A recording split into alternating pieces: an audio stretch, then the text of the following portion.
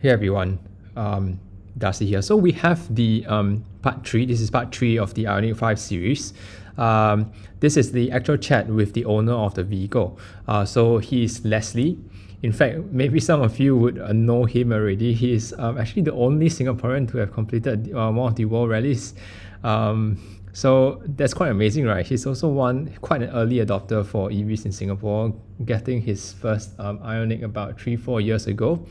So I thought it's great to be able to bring him on and have him share just a little bit about what he thinks about EVs, the current landscapes of the EV infrastructure, and what it is like owning an electric vehicle in Singapore. So without ado, please just go ahead and enjoy this short little chat that I had with him. It's quite insightful because Leslie is kind of a different generation, right? So he grew up with ICE vehicles.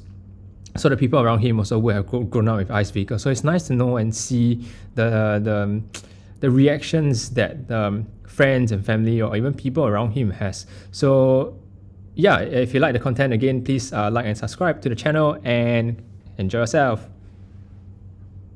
Let's just start. We have Leslie with us today. He's the owner of this amazing IONIQ 5. Thank you so much for lending me the car to drive for a day. I think it's a really wonderful experience. I love the car. There are some differences between the Tesla and this vehicle. I think the main thing is legacy versus when you design from a clean slate. Right. So there are things here where they are put in place for existing drivers versus Tesla. They literally just rethought everything. But so far I really love the design. I think the build is nice. I love the look of this car. I cannot say more, and the space. Like, this is amazing. Like, I can kick you. I'm not happy right now, right? I can just kick you, and I think that's brilliant. So now that having said this, right? Maybe just share with me, like, why would you? I know I reached out last time for a joyride. Right. But so coming forward now, like, why do you think? Why would you lend me this car? Like, it's not, you're not even in the car business, but you lend me your car for no reason. Well, thank you for inviting me to this talk, Darcy, and I'm very glad that you enjoyed the drive. Yes, you're right.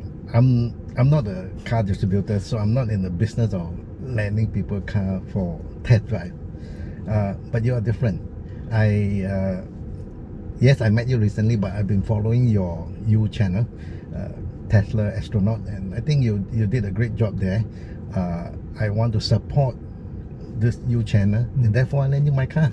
Thank you so much. Thank you so much. Yeah. So what made you get how did you start your journey with EVs? Well, I had the opportunity to drive an EV for more than a day. It's not just a short test drive. I live with an EV, and that changed my mind.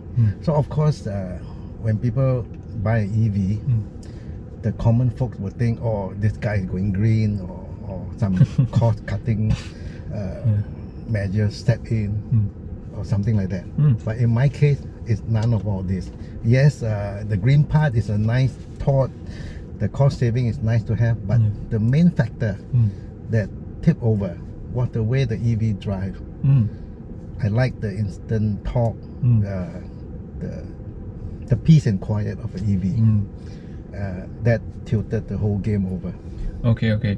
And so far, like, I think most of us, like, once you drive an EV, you know, right? And the instant torque, the quietness, even the ease of maintenance. But the problem is, not say problem, but how can we help spread the message and convince, like, other people that, hey, try out an EV, and maybe once you try it, you know that it's different. What are some of the, you think, like, why are some people hesitant to the change, or do you think what holds people back, from buying an EV, like, in our city? Well, Darcy, as you know, this is already the third EV in my family. Third EV? Yes. Wow, okay. This is actually my wife's daily car. Sure. I still drive the old IONIQ 28 kilowatt model. Okay. And my son is now using a Kona EV long range. Okay. All right. He relies on public charger a lot. Sure. right?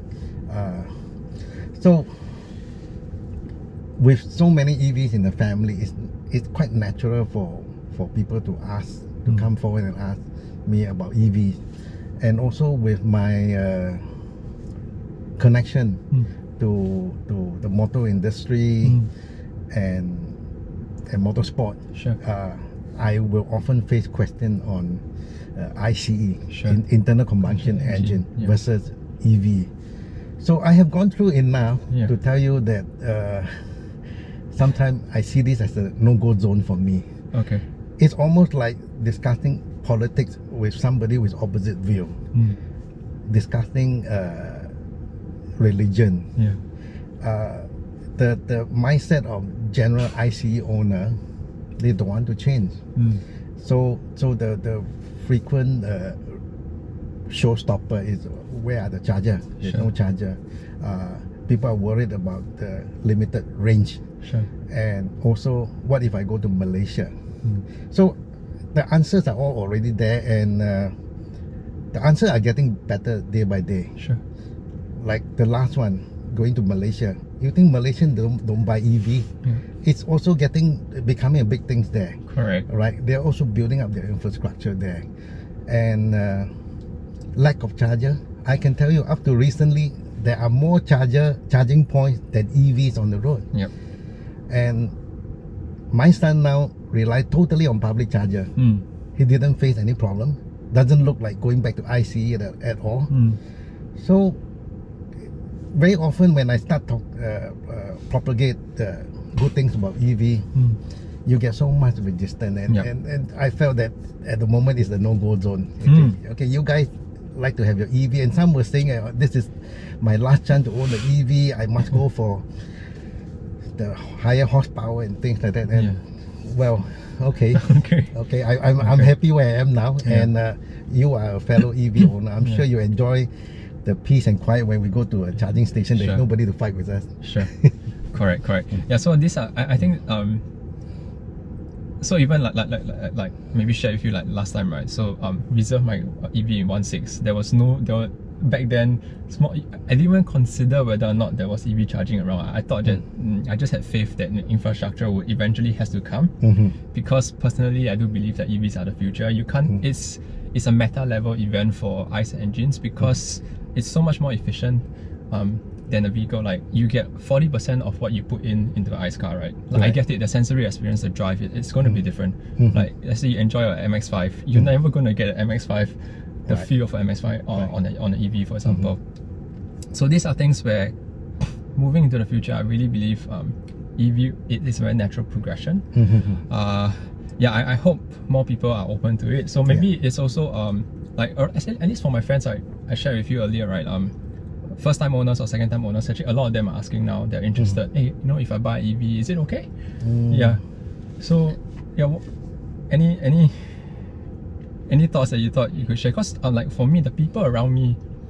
Okay, based on my past experience, I would propose and strongly suggest, or even advise whoever who want to own an EV or contemplating buying an EV, spend a couple $100. You can see on a lot of Facebook ads, people are renting out Tesla for 3 days for only $488. Alright.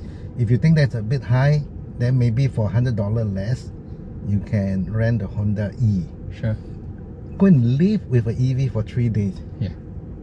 Alright, and if you like the car, you go back to the same place you rent, they even give you back the refund of whatever rental you paid. Sure. Right, that is the best way to start. Alright, no point going through all this thing. It's just like I mentioned, talking about politics to somebody with opposite view. Sure. Yeah, go and rent one. It's relatively affordable. Okay. And I have friends who have gone through that route, and now I think they're considering buying an EV. That's great. Yeah. Thank you so much for being so open and trying to, like, if it's a good product, it's a good product, right? And I think that's something to be shared. So I forgot to ask you, how different is this from the Tesla Model 3 that you got? So size-wise, for sure, this is way bigger than the Model 3. Well, they're different categories. So you cannot compare, right? But having said this, I really think what I like about this car is a drive. Like, I feel Teslas and for now other EVs, they are a bit in different parallels. Correct. Mainly because Tesla has a lot of focus on the software. So if you're somebody who really appreciate software updates and your car constantly being refined over time and the technology behind the car, I think for now no one is close to Tesla. Right. However, when you come to build quality, the drive, the quietness, the experience, and how you feel in the car, I think the established automakers or even like this Hyundai, you can tell the difference. Like everything is very nicely built on this car. The materials is well thought of. The doors, they're nice and firm. Whereas in Tesla, when you close the door, it's still light, right? Other than this, I think the main two difference is for this car, you can tell that hardware-wise it's built very well. On the Tesla side, it's still built well. But you can tell the focus is heavy on software. The difference is stark in contrast. So small minor things in this car, for example, like the pedals, right? The drive, the amount of regen. Right. I just hope that, you know, if I like to drive the car with one pedal drive, just let me drive the car with one pedal drive. Why do you keep resetting my drive every time I switch the gear? Alright. So it's small things like this that I feel software side you start to see the difference. But then, like I said, the build quality cannot compare, and the auto wipers is very good. The auto wipers on my car is rubbish. It's really rubbish. So at least for me, that's the well, that's a very fair comment. I echo your thought. I earlier had the experience of driving your Model 3. I felt the same. But in all fairness, Tesla handles rather well for a relatively young manufacturer. The car the car respond to the driver input very well, and I think they must take credit for that. Yes, the build quality still has got some way to go, but I don't think it will take long. Okay. Alright. Thanks again. Thanks. Maybe just a quick one, just to sum up, right? Maybe what are just a quick few pointers. What do you like about your IONIQ 5? Because you've owned this way longer than me, and areas that you feel can be improved in the next version. This is not my everyday car, but in all fairness, I also driven enough to know about the car. Firstly, the usual complaint is there isn't a rear wiper.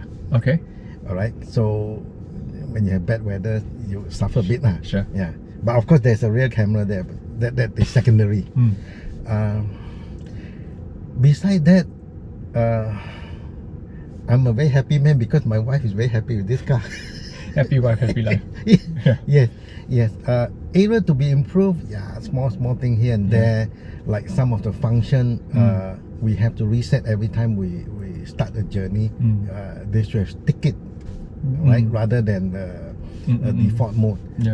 Other than that, you have said correctly, the car handles very well, rides very well. It's even by EV standard, it's very quiet. And there's this joke that if I have enough money when I retire, I want to buy a Bentley. There's this joke. But now I've saved so much money because it has got the space of a Bentley, the torque, and even the ride comfort of a Bentley. I know this may offend some Bentley owner, but I'm just speaking from my heart. Okay, that's great. Ken, thank you so much. Oh, but anyway, on the topic of that, right? It was raining very heavy the past few days. I was okay with it. Do you know why? Why? Because on the Model 3, right? You can't see shit. I got no glass at all at the back, so I cannot see anything. I can only see the driver's head. So on this car, it's fantastic. So I was like, I still can see something behind. Okay. So I thought that was fine. Because really on the Model 3, you can't see anything. You can only see the driver's head. Probably in the name of aerodynamic, that's why they do without. It's stopped up a lot. But okay, right. Having said this, Leslie, thank you again for your time and also for lending me your car, so graciously lending me your car. Feel free to drop by again, have coffee again. Okay, thank you. Thank you so much. Alright, thanks guys. I think that's fine.